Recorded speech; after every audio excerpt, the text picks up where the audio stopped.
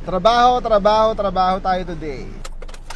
Let's go. So mga sir, ang mga tools natin, lagi nandito. Hindi ko pinapahiram yung tools ko kasi yung mga mekaniko ko, binawala nila.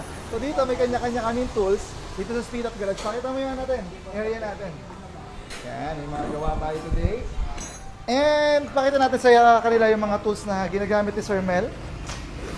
Meron tayong personal na toolbox or tool bag. Yan. Meron tayong sariling impact wrench. Meron tayong sariling mga socket. And marami pang iba. And how does Mototech plays a part in our mechanic lifestyle? Meron tayong CVT parts cleaner dito. Penetrating oil. Saka grasa.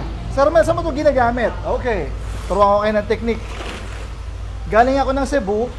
Maulan dun sa Cebu. Mapapansin nyo mga sir, yung mga aking mga socket ay kinakalawang. So one way to protect your tools or yung mga ginagamit nyo sa pagtatrabaho is gumamit kayo ng Mototech na penetrating oil. Okay? So yan. Tapos, sprayan nyo lang yung mga tools nyo. Like that. Kasi ang Mototech na penetrating oil, bukod sa pinoprotektahan niya yung mga metal surfaces nyo, nagki-clean din siya ng rust, ng surface rust. Kasi yung mga ganito mga sir, surface rust lang yan. Nasa labas lang yung rust. Wala talaga sa loob. So tingnan natin ito mga sir, once na mapunasan nyo siya, ang goal mo dyan is, pag nilagay mo ulit sa toolbox mo, hindi na magtutuloy-tuloy yung kalawang. Ayan, wala na yung surface rust. Yung kabila, ayan, makikita nyo, ito yung before. Ayan natin. Then,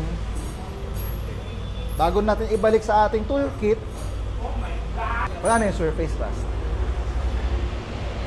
This is how Mototech plays a part in my life being a Mototech mechanic. Yes, sir.